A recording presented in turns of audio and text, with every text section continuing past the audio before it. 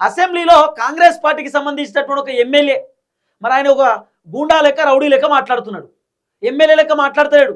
MLA అనేటటువంటి సంగతి మర్చిపోయిండు. Thungathurthi MLA మందుల శామేల్ మాట్లాడుతున్నాడు. కత్తులు పడతాం, యుద్ధం చేస్తాం అంటున్నాడు.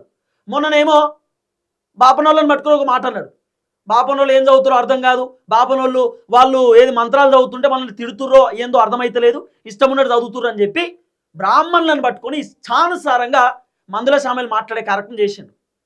బాపన సామాజిక వర్గాన్ని పట్టుకొని మందుల శామేల్ కించపరిచేటటువంటి విధంగా మాట్లాడుతున్నాడు. ఆ ఎమ్మెల్యేనా మందుల శామేల్? వార్డ్ మెంబర్ గెలవనటువంటి వ్యక్తిని తీసుకొచ్చి అసెంబ్లీలో కూర్చోబెడితే గట్లనే ఉంటుంది కథ.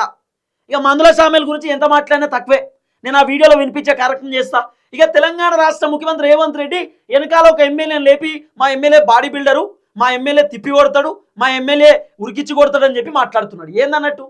అసెంబ్లీ అనుకున్నారా, లేకపోతే మీ ఇంటికాడ ముచ్చట అనుకుంటున్నారా, లేకపోతే సినిమా థియేటర్ అనుకున్నారా, ఏది పడుతుంది మాట్లాడడానికి, లేకపోతే మీ ఫామ్ హౌస్ అనుకుంటున్నారా?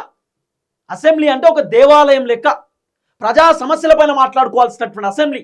చాలామంది జనాలు మా సమస్యల గురించి రేవంత్ రెడ్డి మాట్లాడతాడేమో, మా సమస్యల గురించి ప్రతిపక్షం వాళ్ళు మాట్లాడతారేమో, మా సమస్యకు పరిష్కారం జరుగుతుంది, మా నియోజకవర్గం గురించి మాట్లాడతారేమో, లేకపోతే మాకు రావాల్సిన నిధుల గురించి మాట్లాడతారేమో అని చెప్పి చాలామంది పబ్లిక్ అసెంబ్లీ సమావేశాలు చూస్తూ ఉంటారు. ఈ ఎమ్మెల్యేలు మాట్లాడుతున్నటువంటి మాటలు ఏంది?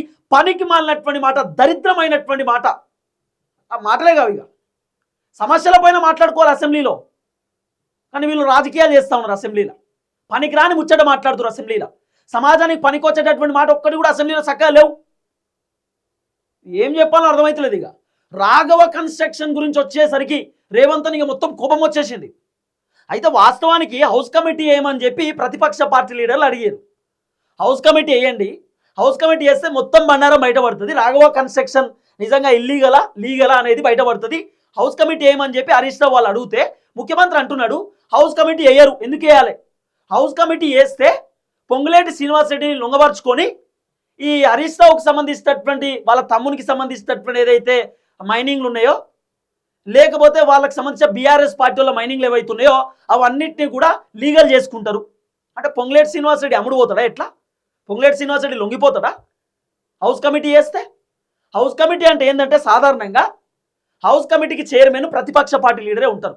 అంటే విచారణ ఇదంతా కూడా ప్రతిపక్ష పార్టీ లీడరే చూసుకుంటాడు. అట్లా చూస్తే పుసుక్కునే ఇబ్బంది అవుతుందేమో, మా బండారం బయటపడుతుంది, మా భాగవతం బయటపడుతుంది అని చెప్పి రేవంత్ రెడ్డి హౌస్ కమిటీ వద్దు అంటున్నాడు. గంత భయం ఎందుకు రేవంత్ అన్నకు?